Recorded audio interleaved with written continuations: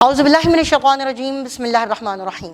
جماعت سوم اسلامیات میں آپ سب کو خوش آمدید کہتے ہیں۔ باب نمبر سوم سیرت طیبہ خاتم النبیین صلی اللہ علیہ وعلی آلہ واصحابہ وسلم، جس کا سبق نمبر 3 ہے حضرت محمد رسول اللہ صلی اللہ علیہ وآلہ وسلم کی رواداری اور صبر و تحمل۔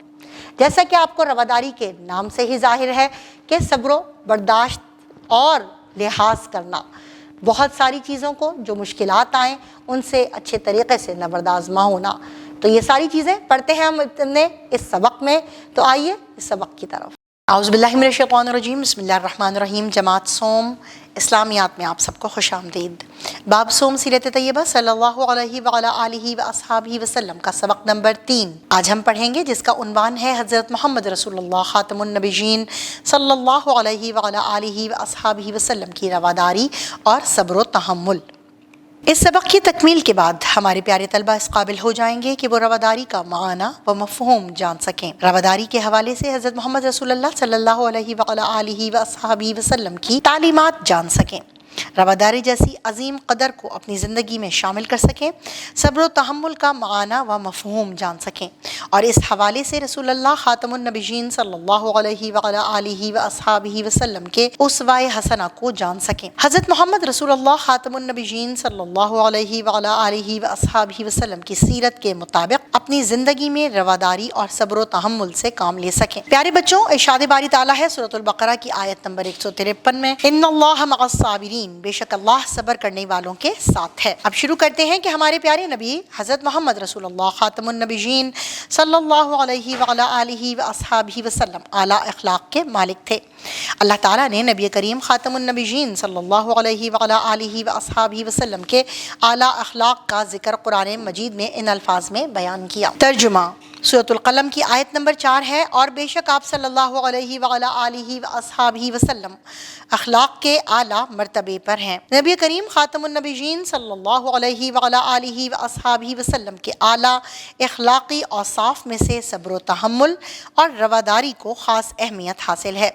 آئیے نبی کریم خاتم النبیین صلی اللہ علیہ وعلی آلہ واصحابہ وسلم کے ان اوصاف کے بارے میں پڑھیں۔ پیارے بچوں، سب سے پہلے ہم پڑھیں گے رواداری کے بارے میں۔ رواداری کے معنی ہے لحاظ کرنا یا برداشت کرنا۔ اس سے مراد یہ ہے کہ کسی کی رائے یا مذہب سے اختلاف ہونے کے باوجود اس کا احترام کرنا اور اپنی رائے یا مذہب کے ماننے پر کسی کو مجبور نہ کرنا۔ دین اسلام ہمیں امن سے رہنے اور رواداری کو اپنانے کی تلقین کرتا ہے۔ ارشاد باری تعالیٰ ہے سورۃ البقرہ کی آیت نمبر 256 ہے کہ دین میں کوئی زبردستی نہیں ہے۔ حضرت محمد رسول اللہ خاتم النبیین صلی اللہ علیہ وعلی آلہ واصحابہ وسلم کی رواداری۔ حضرت محمد رسول اللہ خاتم النبیین صلی اللہ علیہ وعلی آلہ واصحابہ وسلم رواداری میں اپنی مثال آپ تھے۔ آپ خاتم النبیین صلی اللہ علیہ وعلی آلہ واصحابہ وسلم نے لوگوں کو دین اسلام کی دعوت دی تو کسی قسم کی زبردستی نہیں کی۔ آپ خاتم النبیین صلی اللہ علیہ وعلی آلہ واصحابہ وسلم نے لوگوں کو دین اسلام کی دعوت انتہائی پیار، محبت، حکمت و دانائی سے دی۔ آپ خاتم النبیین صلی اللہ علیہ وعلی آلہ واصحابہ وسلم کے پاس عرب کے علاقوں سے لوگ آتے تو آپ خاتم النبیین صلی اللہ علیہ وعلی آلہ واصحابہ وسلم انہیں دین اسلام کی دعوت دیتے۔ کچھ لوگ تو اسلام قبول کر لیتے اور کچھ لوگ انکار کر دیتے۔ ایک مرتبہ نجران کے علاقے سے عیسائیوں کا ایک وفد نبی کریم خاتم النبیین صلی اللہ علیہ وعلی آلہ واصحابہ وسلم کے پاس آیا۔ اس وفد میں عیسائیوں کے مذہبی پیشوا بھی شامل تھے۔ آپ خاتم النبیین صلی اللہ علیہ وعلی آلہ واصحابہ وسلم نے اس وفد کو مسجد نبوی صلی اللہ علیہ وعلی آلہ واصحابہ وسلم میں ٹھہرایا، ان کے سامنے دین اسلام کا پیغام پیش کیا، لیکن انہوں نے دین اسلام کی تعلیمات کو قبول نہ کیا۔ آپ خاتم النبیین صلی اللہ علیہ وعلی آلہ واصحابہ وسلم نے انہیں دین اسلام قبول کرنے پر مجبور نہ کیا اور اچھے طریقے سے رخصت کیا۔ حضرت محمد رسول اللہ خاتم النبیین صلی اللہ علیہ وعلی آلہ واصحابہ وسلم کی مبارک زندگی سے ہمیں یہ سبق ملتا ہے کہ ہمیں زندگی کے ہر معاملے میں رواداری کا مظاہرہ کرنا چاہیے تاکہ ہمارا معاشرہ پیار، محبت، امن اور سلامتی کا کا گہوارہ بن جائے۔ اب ہم پڑھیں گے اسوہ حسنہ اور صبر و تحمل کے بارے میں۔ صبر کے معنی ہے اپنے آپ کو قابو میں رکھنا اور ہر قسم کے حالات کا بہادری کے ساتھ مقابلہ کرنا، جبکہ تحمل کا مطلب ہے بوجھ اٹھانا اور برداشت کرنا۔ جب انسان کسی مصیبت میں ثابت قدم رہتا ہے اور اپنے جذبات کو قابو میں رکھتا ہے تو اس عمل کو صبر و تحمل کہا جاتا ہے۔ دین اسلام میں صبر و تحمل کو بہت اہمیت حاصل ہے۔ اللہ تعالیٰ کے نزدیک صبر کرنے والوں کا مقام بہت بلند ہے۔ ارشاد باری تعالیٰ ہے سورہ آل عمران کی آیت نمبر 146 ہے، واللہ یحب الصابرین، اور اللہ ایسے صبر کرنے والوں کو پسند فرماتا ہے۔ ہمارے پیارے نبی حضرت محمد رسول اللہ خاتم النبیین صلی اللہ علیہ وعلیٰ آلہ وصحبہ وسلم کی زندگی صبر و تحمل کی عملی مثال ہے۔ جب آپ خاتم النبیین صلی اللہ علیہ وعلیٰ آلہ وصحبہ وسلم نے نبوت کا اعلان کیا تو مکہ مکرمہ کے لوگوں نے آپ صلی اللہ علیہ وآلہ وسلم کو ہر طرح سے تنگ کیا۔ وہ آپ صلی اللہ علیہ وآلہ وسلم کو نعوذ باللہ برا بھلا کہتے اور آپ صلی اللہ علیہ وآلہ وسلم کے راستے میں کانٹے بچھاتے تھے۔ آپ صلی اللہ علیہ وآلہ وسلم نے نہ صرف ان تکلیفوں کو برداشت کیا بلکہ کسی سے بھی بدلہ نہیں لیا۔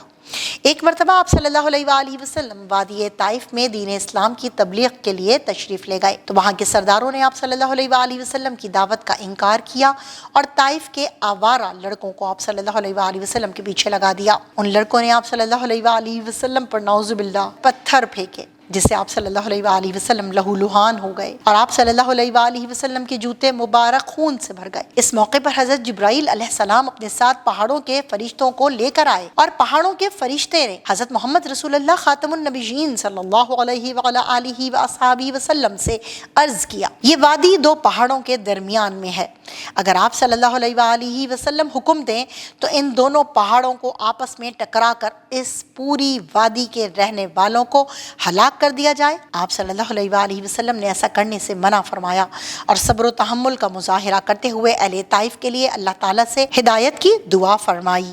حاصل کلام، دین اسلام کی تبلیغ کرتے ہوئے نبی کریم خاتم النبیین صلی اللہ علیہ وعلیٰ آلہ وصحبہ وسلم نے صبر و تحمل کا دامن کبھی نہ چھوڑا اور اپنی امت کے لیے بہترین مثال قائم کی۔ ہمیں چاہیے کہ نبی مشکلات اور پریشانی میں صبر و تحمل سے کام لیں اور حضرت محمد رسول اللہ خاتم النبیین صلی اللہ علیہ وعلیٰ آلہ وصحبہ وسلم کی مبارک زندگی سے سبق حاصل کریں۔ میرے پیارے بچوں، آپ نے سبق رواداری پڑھا جس میں نبی کریم صلی اللہ علیہ وآلہ وسلم نے کس طرح سے قبیلہ نجران کے عیسائیوں کے ساتھ بہترین سلوک فرمایا۔ ساتھ ساتھ آپ نے یہ بھی پڑھا کہ قبیلہ طائف میں، جو وادی طائف میں نبی کریم صلی اللہ علیہ وآلہ وسلم پر نعوذ باللہ لڑکوں نے، اوباش لڑکوں نے بدترین سلوک کیا، اس کا نبی کریم صلی اللہ علیہ وآلہ وسلم نے کس طرح سے دعا کر کے ان کے حق میں اس کا بہترین جواب دیا صبر و تحمل کا۔ تو یہی سارے واقعات ہیں جو ہمیں صبر و برداشت کا درس دیتے ہیں۔ تو یہی صبر و برداشت ہم نے اپنی عملی زندگی میں بھی پیدا کرنی ہے۔ اسی بات کے ساتھ اپنے سبق کا اختتام کرتے ہیں، ملتے ہیں مشق میں، تب تک کے لیے اللہ حافظ۔